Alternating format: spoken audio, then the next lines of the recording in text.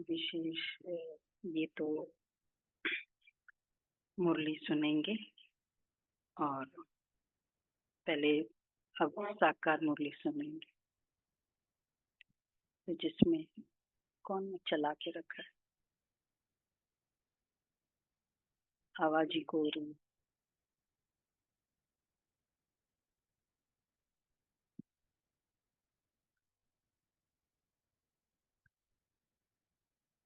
बाबा ने 31 दल के वाक्य है, इसी का साउंड ऑन है फोन का।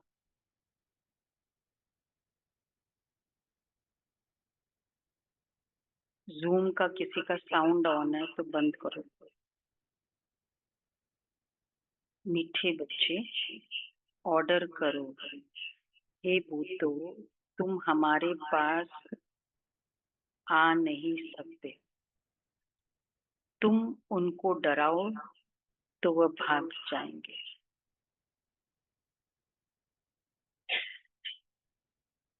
तुम उनको डराओ तो वह भाग जाएंगे। बाबा कहते ऑर्डर करो भूतों को।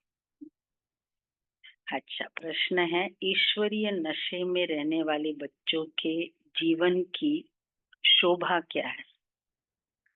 ईश्वरीय नशे में रहने वाले बच्चों के जीवन की शोभा क्या है? शान में रहते हैं। जो बाबा कहे वो फॉलो करे। अच्छा, और क्या शोभा है? प्योरिटी ये शोभा है। हाँ, रॉयल्टी ये शोभा है। सर्विस करना, सर्विस ही उनके जीवन की शोभा है। सेवा। अगर ईश्वरीय बच्चे हैं और सर्विस नहीं है, बाबा कहते ये शोभा है। जैसे होता है ना घर की शोभा है, तो ये हम सेवा बाबा की, हमारे बच्चों की सेवा शोभा है। जब नशा है कि हमें ईश्वरीय लॉटरी मिली है तो फिर सर्विस का शौक होना चाहिए, परंतु तीर तब लगेगा, तीर तब लगेगा जब अंदर में कोई भी भूत नहीं होगा। तीर लगेगा तब। नशा तो है, अगर सेवा नहीं तो ईश्वरीय बच्चा नहीं। अच्छा, दूसरा प्रश्न है, शिव बाबा का बच्चा कहलाने के हकदार कौन है? एक्चुअली पहला होना चाहिए। शिव बाबा का बच्चा कहलाने के हकदार कौन है?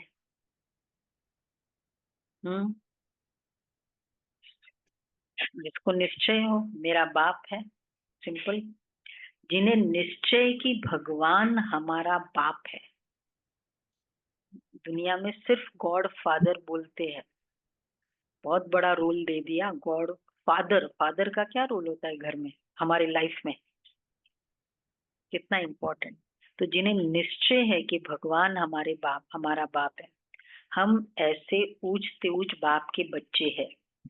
ऐसे नशे में रहने वाले लायक बच्चे ही शिव बाबा का बच्चा कहलाने के हकदार है। अगर कैरेक्टर ठीक नहीं है, चलन रॉयल्टी की नहीं है, तो वह शिव बाबा का बच्चा नहीं कहला सकते, हक नहीं है। क्योंकि और ही जैसे वो होता है ना, मेरा मेरा नाम और ही खराब कर दिया तुमने। बाबा कहते और ही वो नाम खराब करने वाले बच्चे हो जाते। ओम शांति। अच्छा, शिव बाबा याद है, स्वर्ग की बादशाही याद है। यहाँ जब बैठते हो तो दिमाग में आना चाहिए हम बेहद के बाप के बच्चे हैं और नित्य बाप को याद करते हैं। याद करने बगैर हम वर्षा नहीं ले सकते। काहे का वर्षा लेते हम? काहे का वर्षा लेते हैं? स्वर्ग का, पवित्रता का। तो उसके लिए ऐसा पुरुषार्थ करना चाहिए ना। कभी भी कोई विकार की बात हमारे आगे आ नहीं सकती। अच्छा, सिर्फ विकार की बात नहीं है, एक भूत नहीं, परंतु कोई भी भूत आ नहीं सकता। बाप चलन से समझते हैं, ये तो बिल्कुल वर्थ नॉट अ पेनी है। आज बड़ी कंप्लेन है बाबा की। वैसे 31st को ये मुरली नहीं देनी चाहिए यार, दिवाली के दिन। अंदर में सोचो, हम कितने ऊंच ऊंच बाप के बच्चे हैं। हमारा कैरेक्टर कितना कितना समझा सॉरी हमारा कैरेक्टर कितना ऊंच होना चाहिए। जो इन देवी देवताओं के महिमा है वह हमारी होनी चाहिए, प्रजा की थोड़ी महिमा है। एक लक्ष्मी नारायण को ही दिखाया है, तो बच्चों को कितनी अच्छी सर्विस करनी चाहिए। इन लक्ष्मी नारायण दोनों ने ये सर्विस की है ना। दिमाग कितना ऊंच होना चाहिए। कई बच्चों में तो कोई फर्क ही नहीं है, माया से हार खा लेते हैं तो और ही जास्ती बिगड़ पड़ते हैं। यहाँ जब बैठते हो तो समझना चाहिए, बाबा हमको पढ़ाते हैं, बाबा हमारा ओबीडियंट टीचर है। बेहद के बाप ने जरूर कोई सर्विस की होगी तब तो गायन है ना। कितना वंडरफुल है। तो तुम बच्चों के अंदर में यह सब बातें आनी चाहिए कि यह स्कूल है, हम पढ़ रहे हैं। अच्छा, कहाँ चक्र लगाने जाते हो तो भी बुद्धि में यह ख्यालात चले तो बहुत मजा आएगा।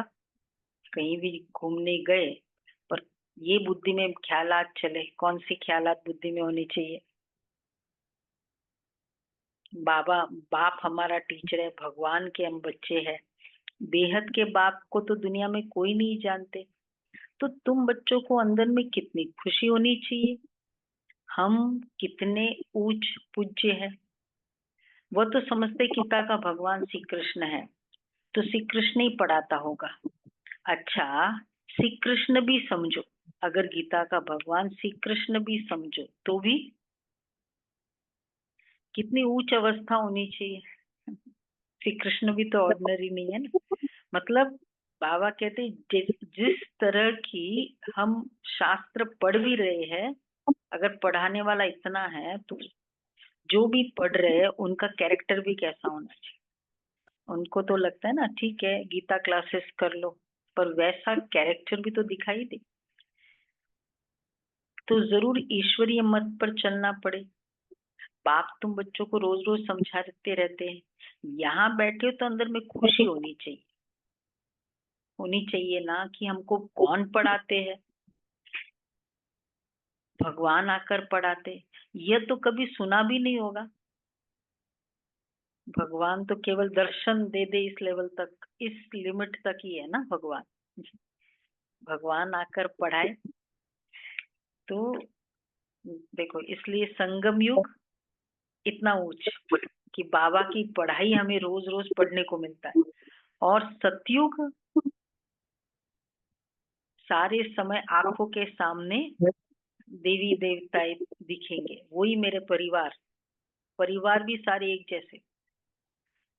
बहुत बड़ा सुख है परिवार का सुख, कि सब एक जैसा हो, सबको एक ही बाबा की लगन हो। फॉर एग्जाम्पल अगर तो वहां सतयुग में कैसा होगा? तो बाबा कहते हैं मनुष्य मत क्या कहती है, ईश्वरीय मत क्या कहती है।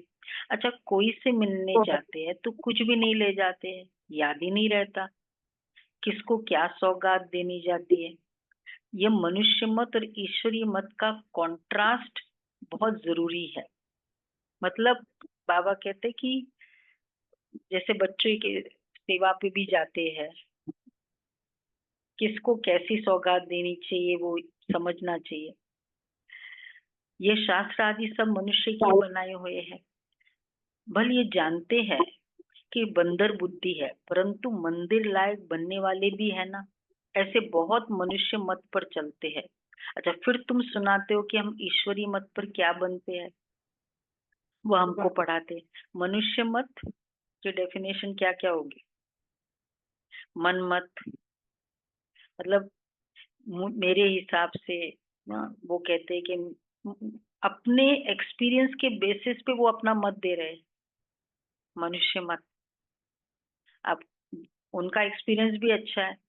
और ईश्वरीय मत, अब क्या करें उस समय, उनका भी एक्सपीरियंस है, मत है, ओपिनियन है। और हम बाबा हमें ये कहते हैं, थोड़ा फर्क है दोनों में, क्या फॉलो करें फिर? उस समय। हम्म।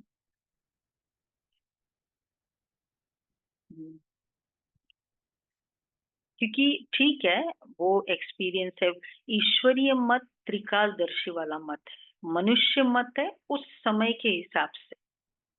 तो हो सकता है उस समय के हिसाब से वो ठीक है, पर एक्चुअली त्रिकालदर्शी। फिर कितना, चलो वो मत दिया, उसको डिसरिगार्ड भी नहीं करे, लेकिन बाबा की राय, दोनों की वो राय मिलती है या राय ले लो। तो बाबा कहते हैं कितनी, क्योंकि कई बार यही टचिंग और कैचिंग पावर चाहिए ना, शक्ति चाहिए। और इतना सा डिसीजन कितना बड़ा कॉस्टली हो जाता है। इसलिए बाबा हमेशा कहते ईश्वर की मत। उनमें कितना फर्क है। कोई तो, बाप कोई शास्त्र पढ़कर आते हैं क्या? बाप कहते मैं कोई का बच्चा नहीं हूँ। मैं कोई, सॉरी, बाप कहते मैं कोई बाप का बच्चा हूँ क्या?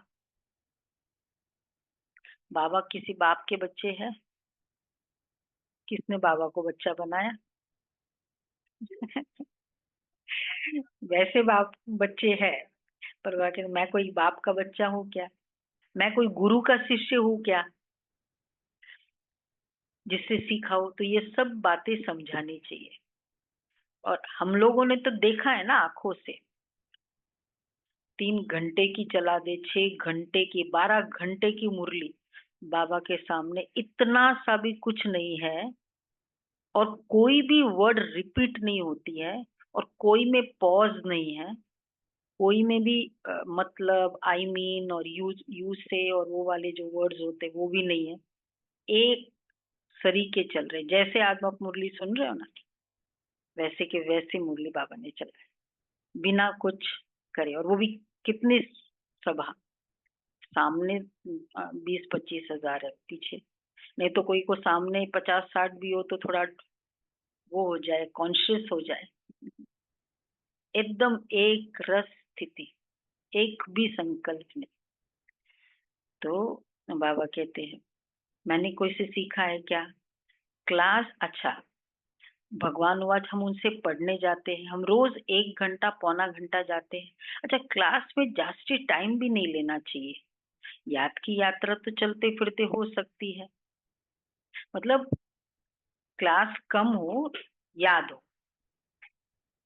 ज्ञान और योग दोनों ही बहुत सहज है, अल्फ का है ही एक अक्षर। अच्छा, बाप कितना सॉल्वेंट बनाते हैं, फिर इनसॉल्वेंट बन जाते हैं। अभी भारत का हाल देखो क्या हो गया है। गवर्नमेंट कभी ये गवर्नमेंट कभी कह न सके कि तुम ईश्वरीय सर्विस न करो। अबलाओं पर बाबा जानते कितने अत्याचार होते हैं, जानते हैं हमको बाप मिला है, तो समझते हैं ना बस अब तो बाप की सर्विस करनी है, बंधन है। ऐसे कहने वाले, कोई क्या करे, सेवा की तो मेरी बहुत दिल है लेकिन बंधन है। ठीक है। हाँ, ऐसे कहने वाले बाबा कहते रीढ़ बकरिया है। रीढ़ बकरिया, डरे हुए, भाई बंधन है। जिसको जो काम करना होता है ना, कितने भी 7 तालों का भी बंधन हो, तो करता है कि नहीं करता है? कोई भी चीज जो मुझे लग दिल, ये चीज खानी है, ये मार्केट से लेकर आनी है, कितनी भी अपोजिशन हो, क्योंकि अपने अपने हिसाब से हर कोई को पता है कि मैं कैसे निकल सकती हूँ, किन बातों को ऐसे करके मैं कर सकती हूँ। इसलिए कोई पूछे कि ये बंधन है, अब मैं कैसे करूं, कोई भी थर्ड पर्सन, चाहे वो बहनें भी हो, राय नहीं दे सकती। क्योंकि खुद को पता है, अब खुद बंधा हुआ है तो कौन सी सुराख है वहां से निकलना है।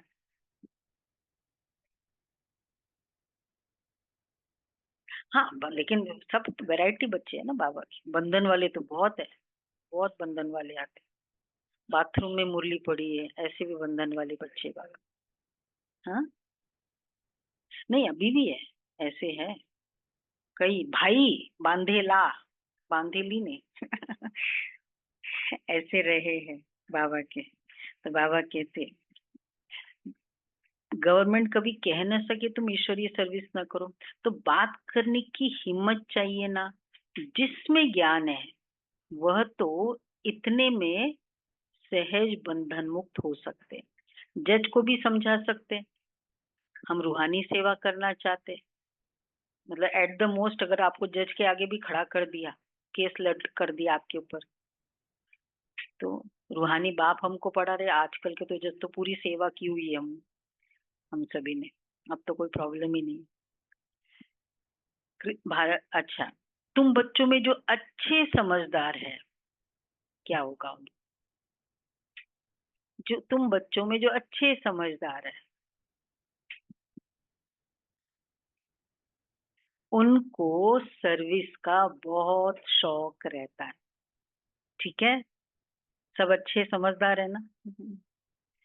मतलब जो भी सेवा बेस्ट मैं कर सकती हूँ करूँ, मेरे कंट्रीब्यूशन हो बाबा के घर में किसी भी वे से। समझते ईश्वरीय सर्विस से बहुत लॉटरी मिलनी है, कई तो लॉटरी आदि को समझते ही नहीं है।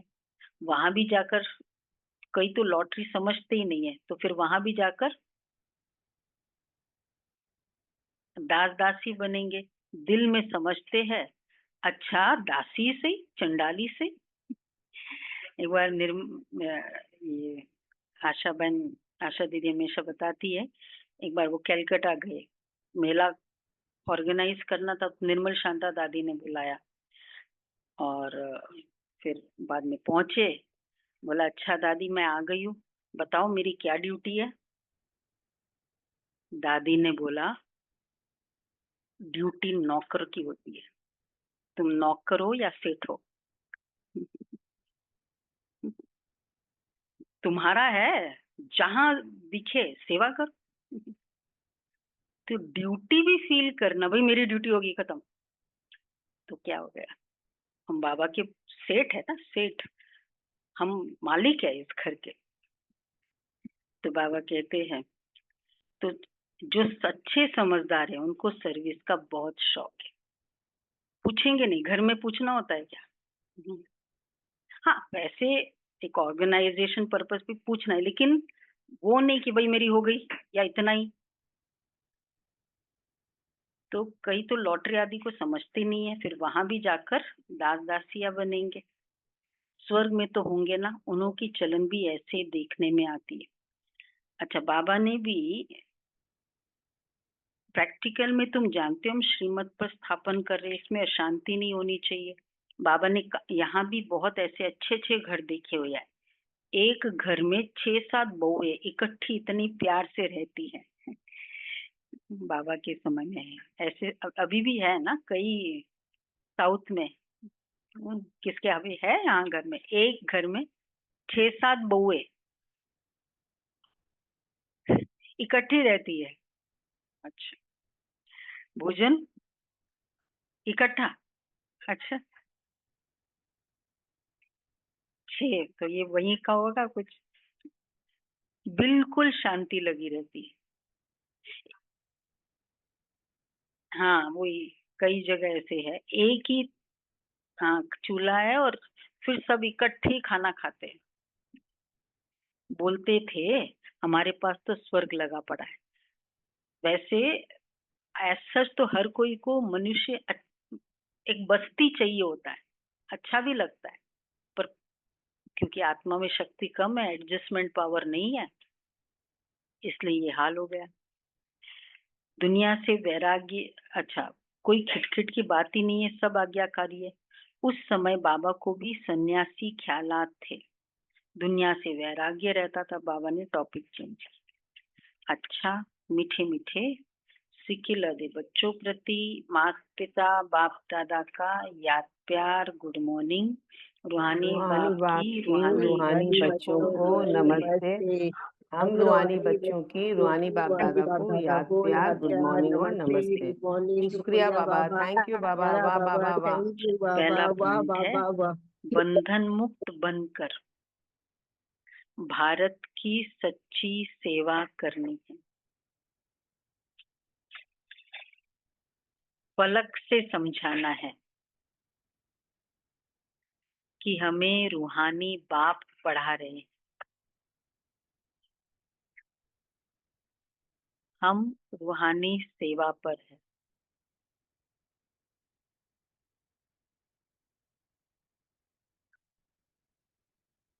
ईश्वरीय सेवा की उछल आती रहे। बाबा कहते ईश्वरीय सेवा की, आज क्या बताया, जो समझदार है, हाँ, सर्विस का शौक होगा और ईश्वरीय सेवा की उछल आती रहे। दूसरा है कर्म भोग की बीमारी व माया के तूफानों में मूंझना नहीं है। मूंझना व हैरान नहीं होना है। बाप ने जो ज्ञान दिया है उसे उगाड़ते बाप की याद में हर्षित रहना है।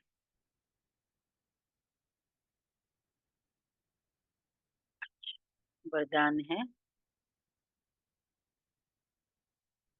निराकार और साकार दोनों रूपों के यादगार को विधि पूर्वक मनाने वाली श्रेष्ठ आत्मा भव। निराकार और साकार दोनों रूपों के यादगार को विधि पूर्वक मनाने वाले श्रेष्ठ आत्मा भव। दीपमाला अविनाशी अनेक जगे हुए दीपकों का यादगार है।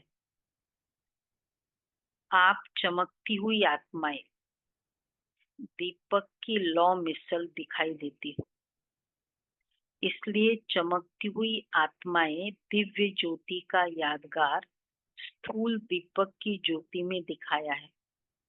तो एक तरफ निराकारी आत्मा के रूप का यादगार है, दूसरी तरफ आपके ही भविष्य साकार दिव्य स्वरूप लक्ष्मी के रूप में यादगार है। यही दीपमाला देव पद प्राप्त करती है। तो आप श्रेष्ठ आत्माएं अपना यादगार स्वयं ही मना रहे हो।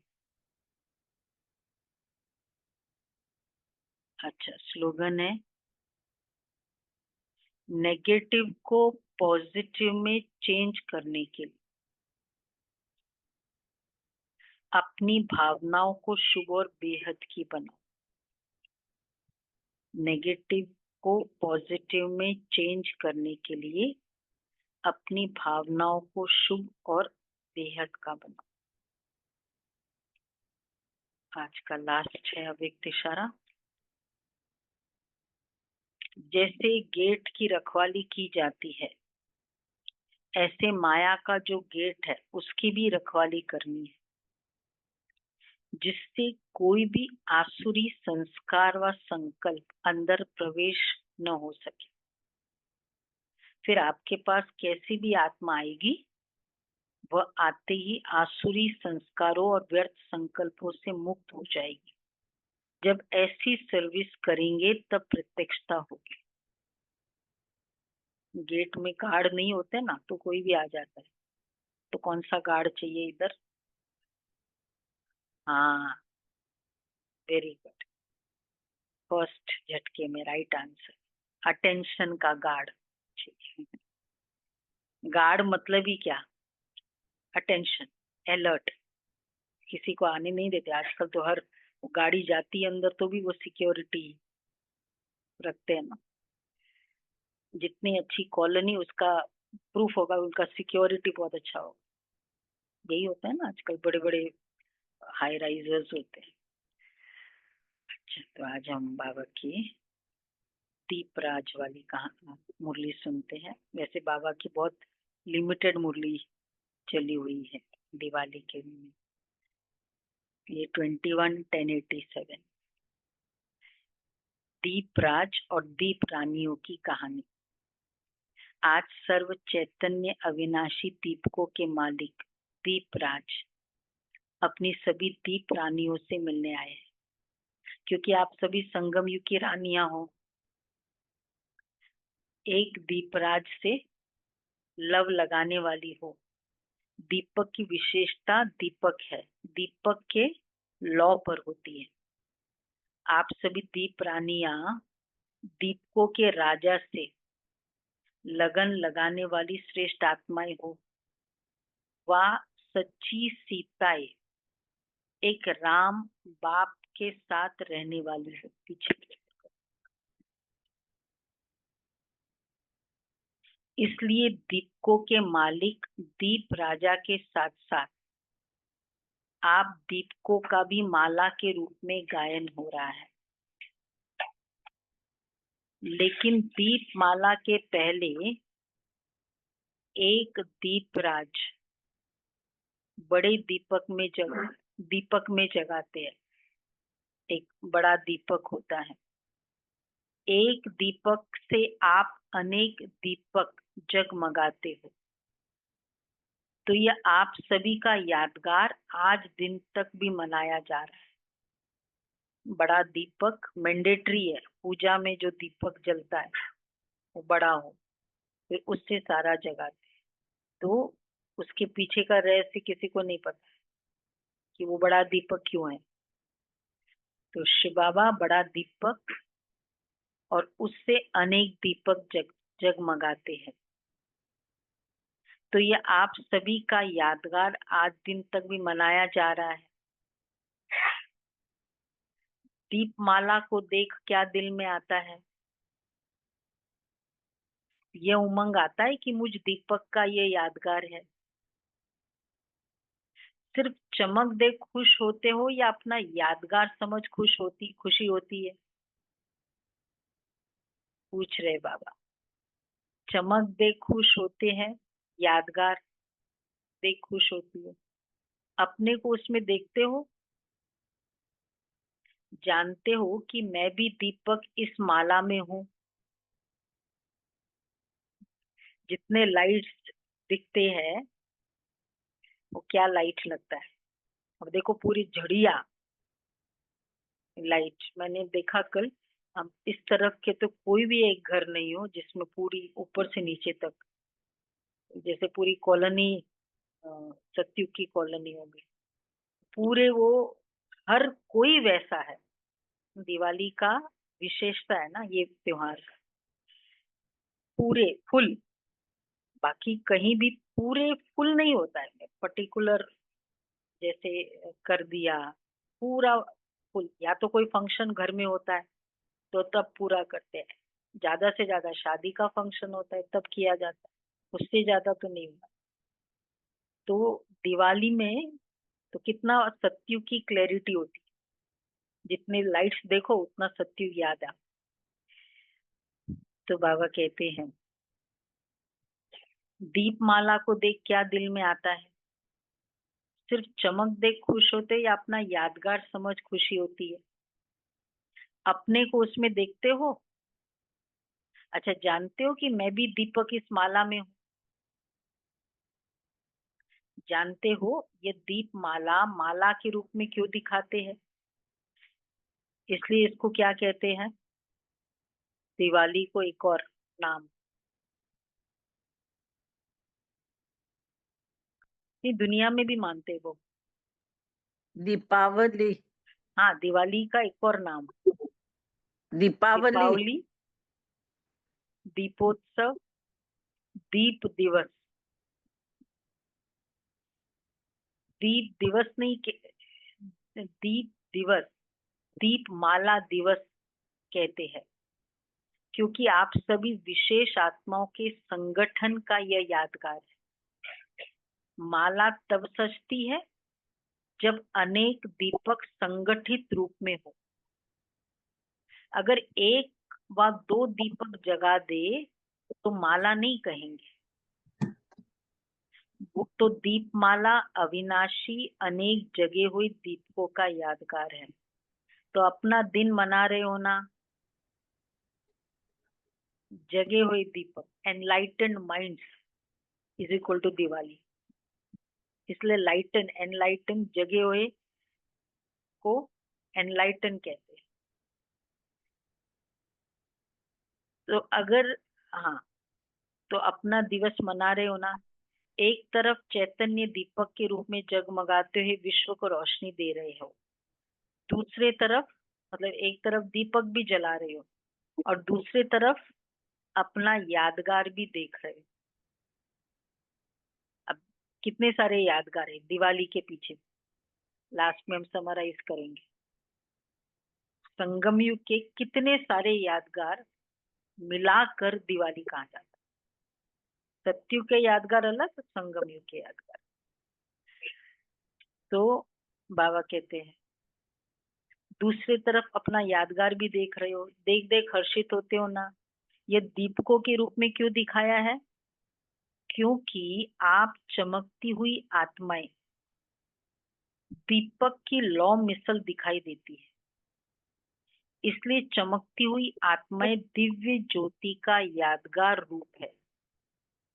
एक तरफ निराकारी आत्मा के रूप का यादगार रूप है, दूसरी तरफ आप ही के भविष्य साकार दिव्य स्वरूप लक्ष्मी के यादगार है।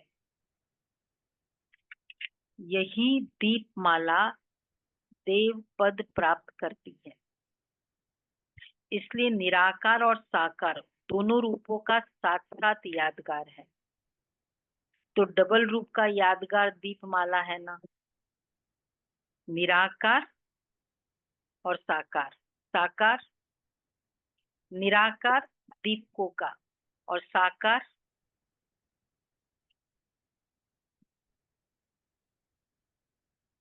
लक्ष्मी नारायण, वैसे दोनों का है। तो डबल रूप का यादगार दीपमाला है, लक्ष्मी का यादगार डबल रूप में है। एक तरफ धन देवी अर्थात दाता का रूप संगम युग का यादगार है, जो सदैव धन देते रहते। तो संगम युग की लक्ष्मी कौन है? जो बाबा ने आज कहा बोली, लोग ज्ञान धन देते रहते हैं, चाहे अपने शब्दों से दे चाहे कर्मों से दे।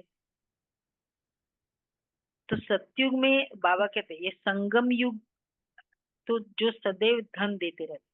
तो जो लक्ष्मी की पूजा होती है वो संगम युग का यादगार है या सतयुग का यादगार?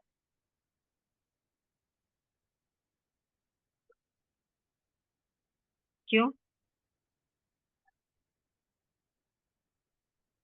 हाँ, बाबा कहते हैं तो ये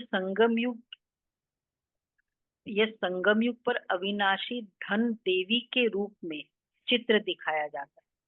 सतयुग में तो कोई लेने वाला ही नहीं होगा, तो देंगे किसको? पैसा भी नहीं, धन भी नहीं, ज्ञान धन भी नहीं देने। ये संगम युग के श्रेष्ठ कर्तव्य की निशानी है। और दूसरी तरफ ताजपोशी दिवस के रूप में मनाया जाता है। हाँ, दिवाली के अनेक नाम नोट करना। ताजपोशी दिवस,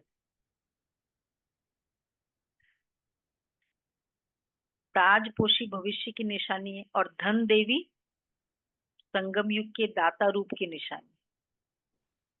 दोनों ही पूर्णिमा युग को मिला दिया है।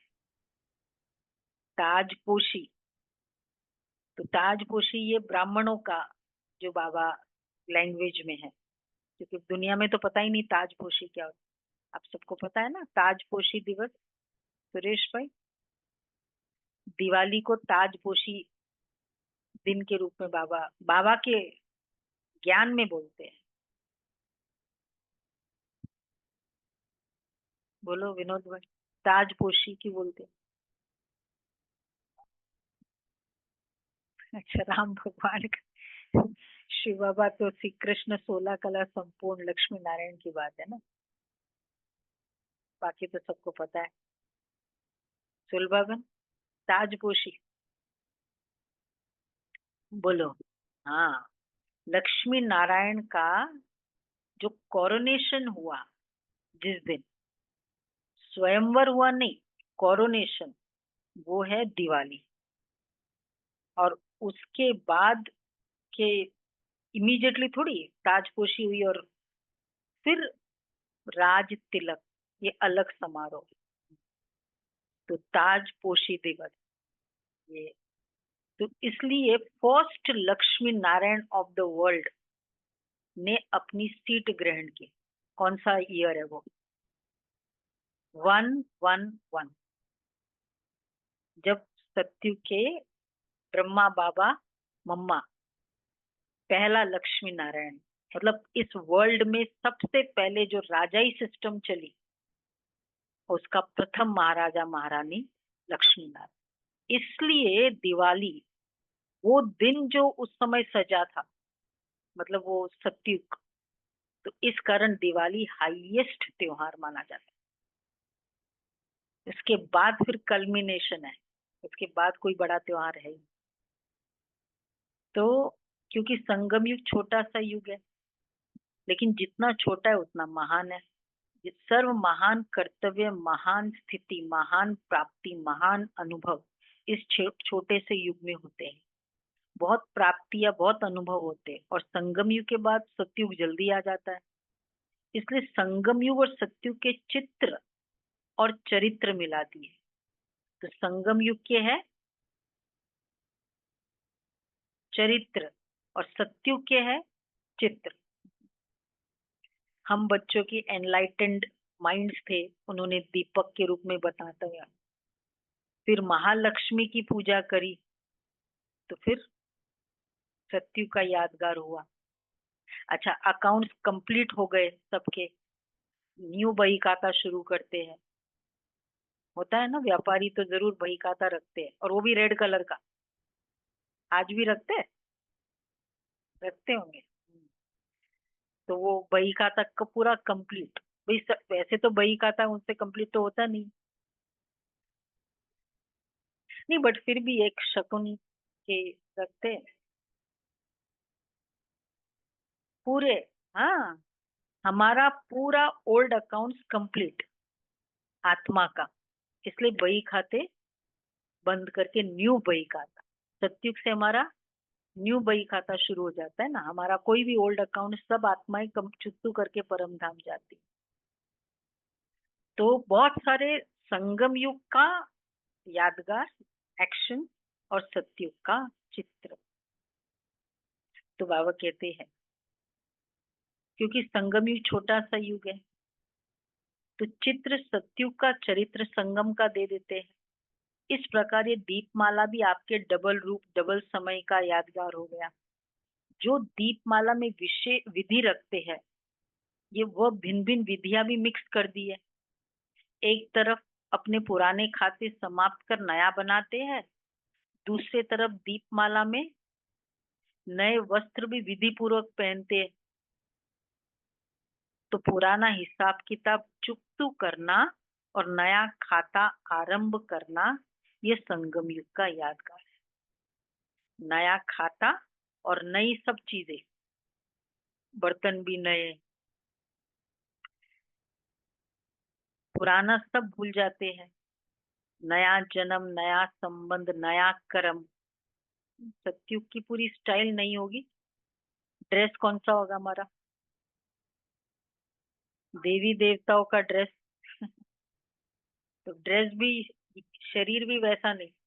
ऊपर के ड्रेस तो ठीक है, ड्रेस भी देवी देवताओं का। तो नए वस्त्र अर्थात नया शरीर सतयुग की निशानी है, इसलिए नया ड्रेस पहनते हैं। अब वो नया सतयुगी देवता का शरीर ला नहीं सकते, ड्रेस पहन लेते नए। आज के दिन पहनते या धनतेरस के दिन पहनते? आज के दिन, जब पूजा करनी होती है तब। हाँ, तो कनेक्टेड हो गया ना इसके साथ।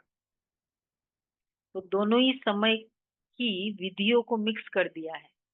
गोल्डन वस्त्र अर्थात, और वो भी वो चमकता हुआ होना चाहिए ना वस्त्र में। आजकल भी पहनते ही होंगे, जरी जरी वाली वो। तो बाबा कहते गोल्डन वस्त्र अर्थात सत्व प्रधान शरीर भविष्य में धारण करेंगे। अभी तो कौन सा शरीर है? चत्तियों वाला शरीर है। चत्तियों वाला शरीर, ऑपरेशन किया हुआ शरीर है। कुछ न कुछ ऑपरेशन कुछ हुआ, इंजर्ड शरीर है। ऑपरेशन में सिलाई करते ना, बड़े बड़े ऑपरेशन में एक तरफ का मांस निकाल दूसरी तरफ लगाते हैं, तो चत्ती लगाई ना। पुराने की निशानी है सिलाई करना, सिलाई होना। तो यह है चत्ती वाले वस्त्र, और भविष्य में गोल्डन नया वस्त्र मिलेगा। तो आपके नए वस्त्र धारण करने का यादगार है। देवात्मा बन नया वस्त्र अर्थात नया शरीर, सुनहरा अर्थात सोने तुल्य।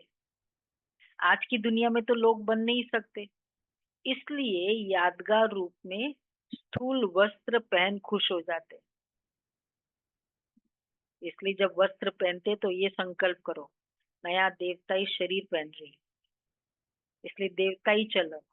आज पहनेंगे ना सभी, लेकिन अंदर एटीट्यूड हो, मैं महालक्ष्मी नया वस्त्र पहन रही हूँ। तो ऐसे मनाते हो तो वह एक दिन के लिए खुशी मनाएंगे, और करके 3 दिन भी मनावे। और आप भी अविनाशी मनाते हो ना, ऐसा मनाते हो जो ये संगम युग का मनाना अनेक जन्म मनाते ही रहेंगे। मैं देवताई शरीर में बैठी हूँ, मेरे पुराने सारे अकाउंट्स खत्म हो गए। मैं सत्युग की महारानी, इस एटीट्यूड की, ये एटीट्यूड करना वही है बेशक। तो बाबा कहते हैं तो सदाई जगमगाते दीपक जगते ही रहेंगे। पहले फिर भी विधि पूर्वक दीपक जगाते थे, जिससे सदा दीपक जगता रहे, बुझे नहीं, ये ध्यान रखते थे। ये दीपक का भी एक ड्यूटी होती थी। एक बच्चे की ड्यूटी लगा दी जाती थी कि भाई कोई भी घृत कम होता है, हाँ वो एक है तो फिर क्या करें।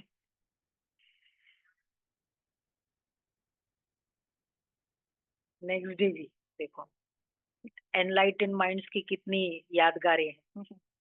वापस पूजा, तो हर एंजॉय करो, रिचुअल कर रहे बहुत अच्छा, पर उस रिचुअल के पीछे के रहस्य समझ कर वो रिचुअल करो, कि देखो कैसे बाबा हमारा यादगार दुनिया में कैसे यादगार बना रहे। बाबा ने कहा, तो बाबा कहते हैं तो विधि पूर्वक आह्वान के अभ्यास में रहते थे। अभी तो दीपक के बजाय बल्ब जगा देते हैं, दीप माला नहीं बनाते मनाते। अब तो देखो ये 87 की मुरली है, अब तो मनोरंजन हो गया, प्योर ही मनोरंजन हो गया। ये आह्वान की विधि अथवा साधना समाप्त हो गई है, स्नेह समाप्त हो, अभी सिर्फ स्वार्थ रह गया है, पूरा ही स्वार्थ है।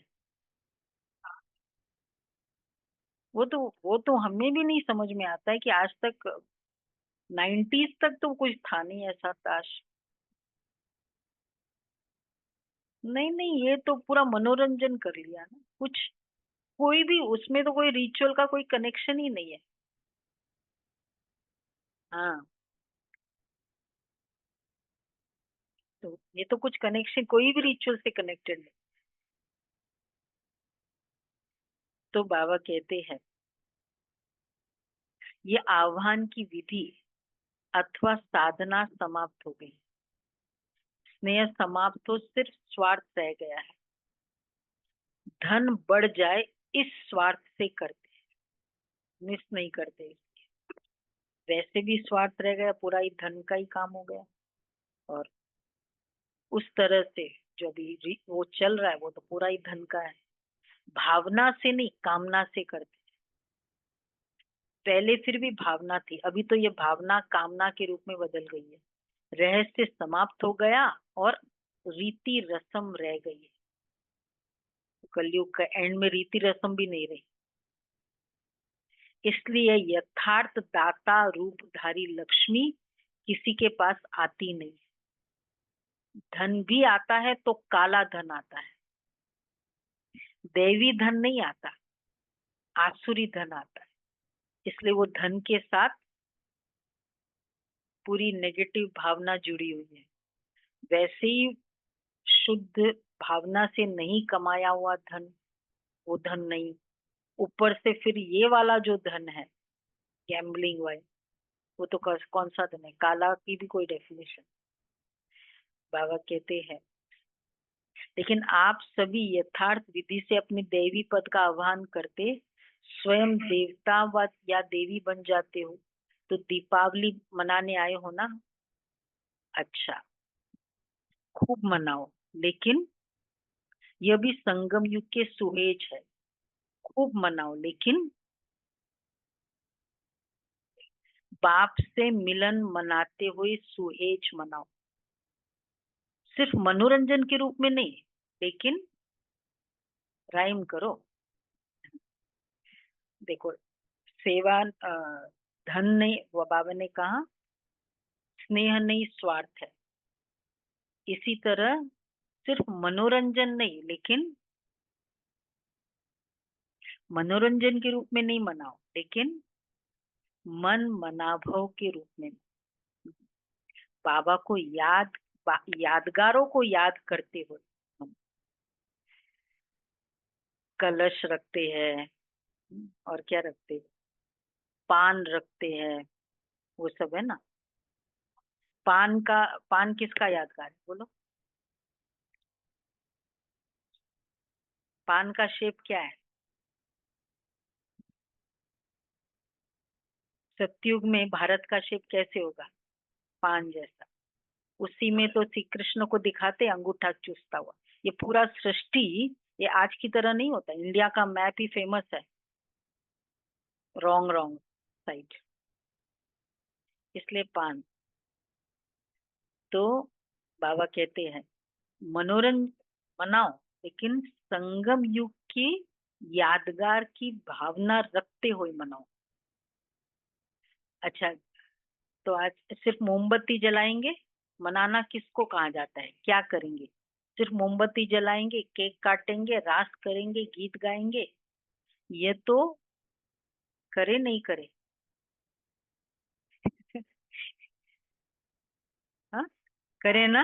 हाँ, बाबा कहते यह तो ब्राह्मण जीवन का अधिकार है, सदा नाचना गाना, सदा जोत से जोत जगाना, लेकिन संगम युग का मनाना अर्थात बाप समान बन, इस तरीके से मनाओ, करते हुए एटीट्यूड चेंज करना, बस इसको कहेंगे मनाना। बाबा की रीति से मनाना। खूब मनाओ, लेकिन बाप के साथ से मिलन मनाते हुए सुहेज मनाओ। सिर्फ मनोरंजन के रूप में नहीं, लेकिन मन मनाभव हो मनोरंजन मनाओ, क्योंकि आप अलौकिक होना, तो अलौकिक विधि से अलौकिकता का मनोरंजन अविनाशी हो जाता है।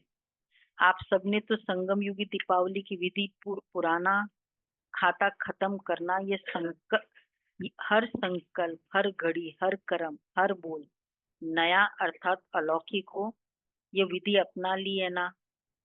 जरा भी पुराना खाता रहा हुआ न हो।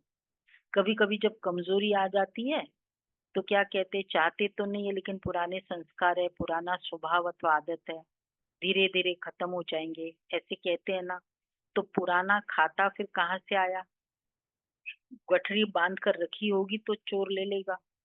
पुराना खाता है ही रावण का खाता, और नया खाता है ही ब्रह्मा बाप का खाता, ब्रह्मा बाप का व ब्राह्मणों का खाता।